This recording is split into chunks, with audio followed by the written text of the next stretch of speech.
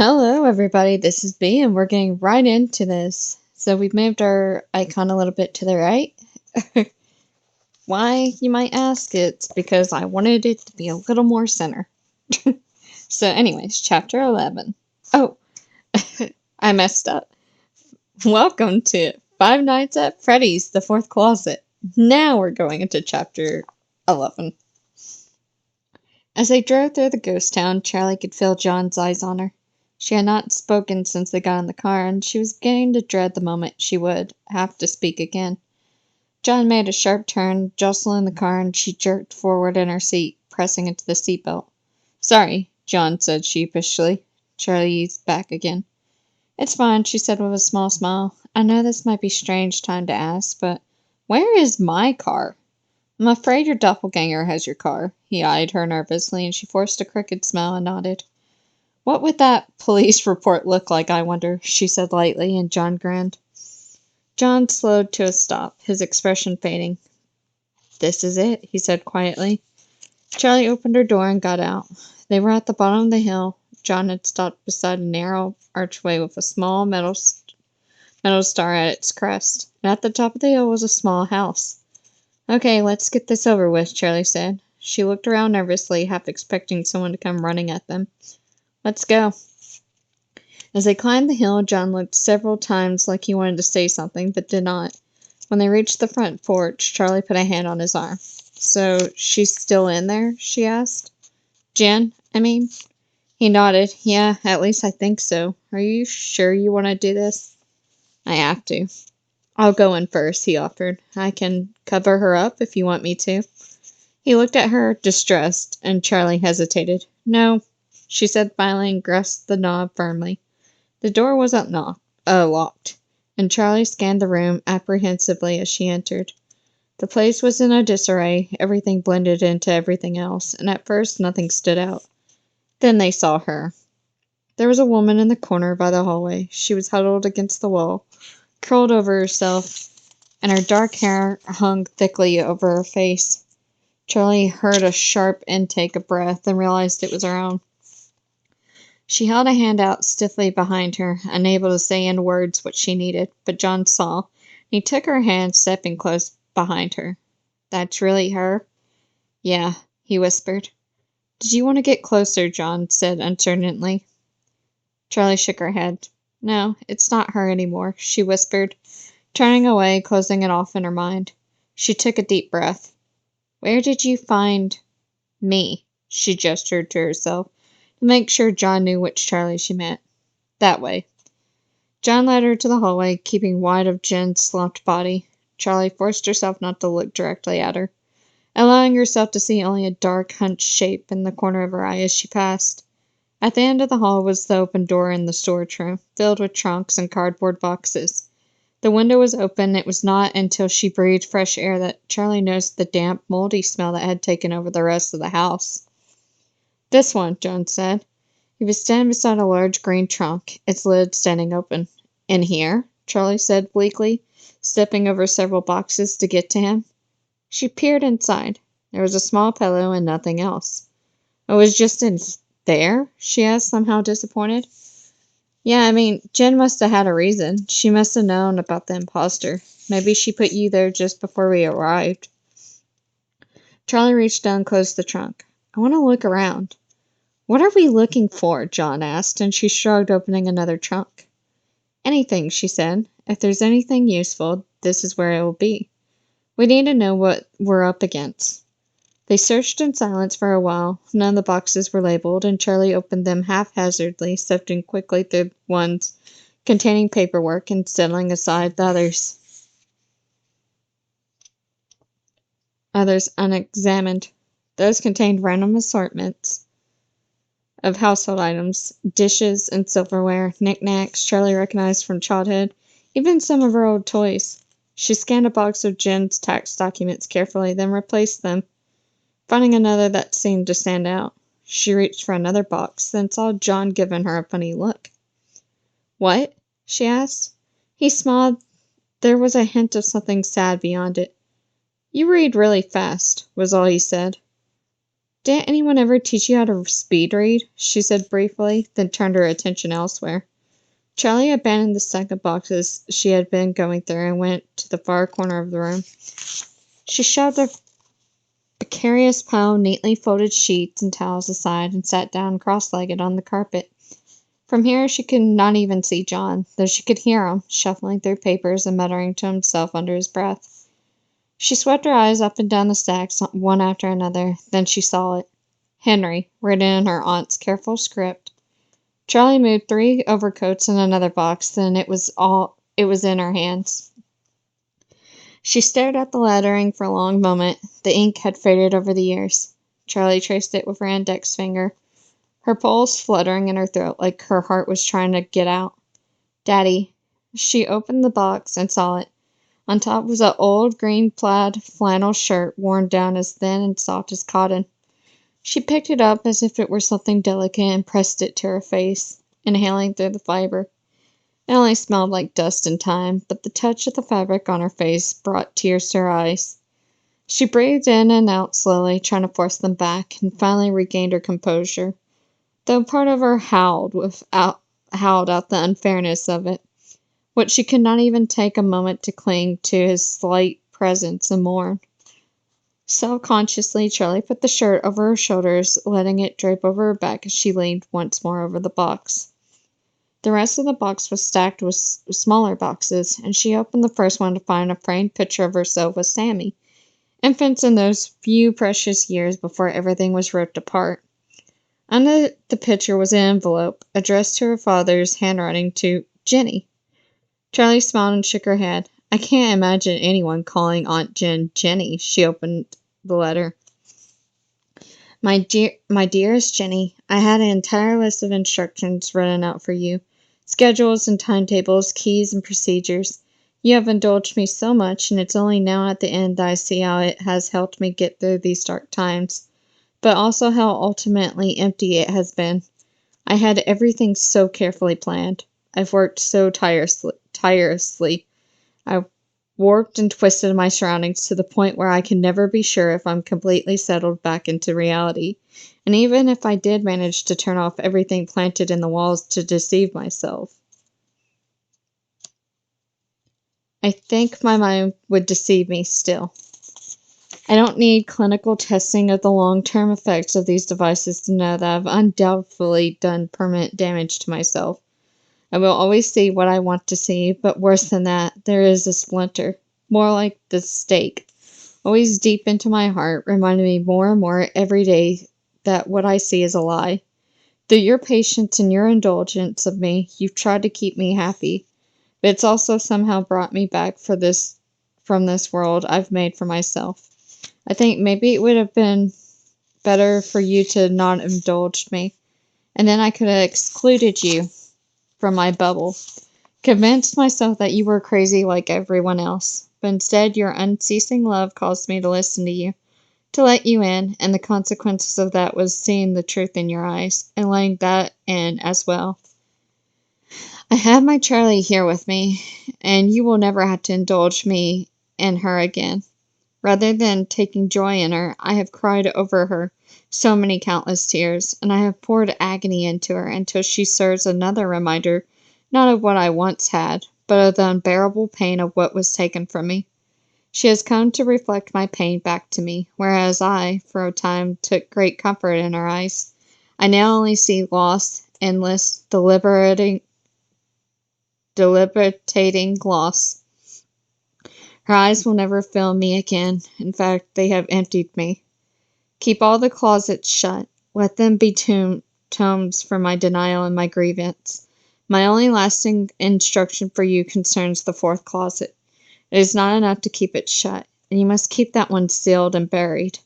My grief was already beginning to awaken me to the reality when I began what was to be her final stage. When I rose slightly from the depth of my despair, I saw that I had no choice but to cease my work, for I was only feeding my own delusion. My old faithful partner, who I can only hope now is in the grave of his own, took what I had begun, and made something of his own, something dreadful. He crafted my beloved work into something of his own, and endowed it with who knows what kinds of evil. I was able to stop him and to seal away what he made, and you, Jenny, must ensure that that seal remains.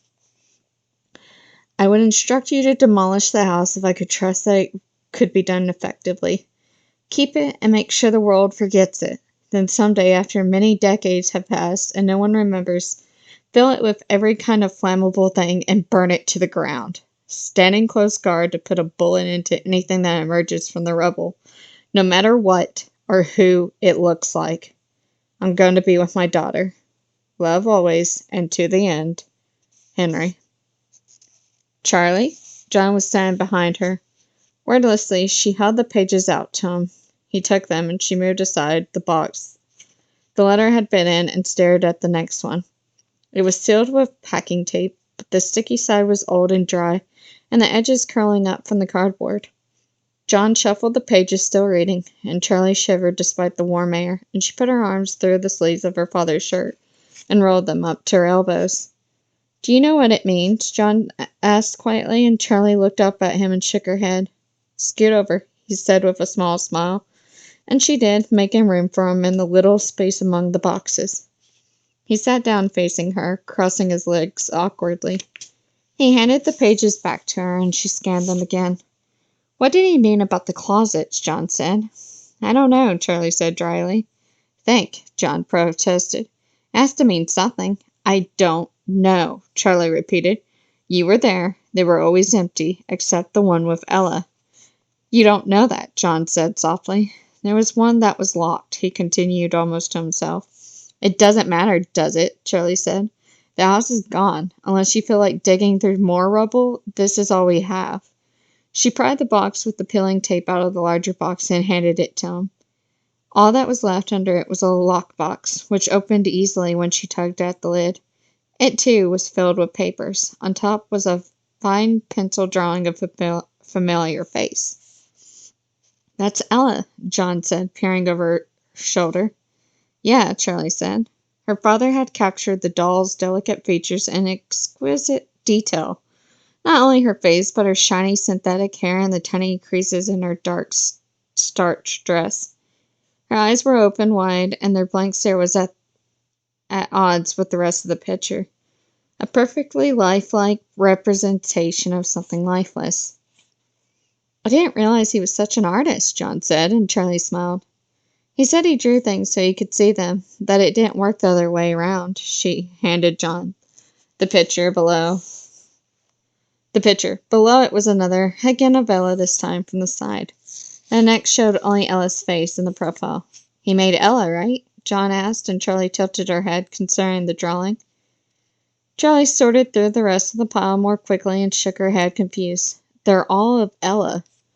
John picked up the remaining cardboard box and ripped the tape off with sound like tearing cloth. It stuck to his fingers as he balled it up, and from the corner of his eye, Charlie saw him struggling to dislodge it. She paged through the drawings again. Look at the note, she handed him the first drawing they had looked at, growing impatient as he peered at her father's meticulous but tiny handwriting. He read it out slowly. Height, 81 centimeters. Head circumference.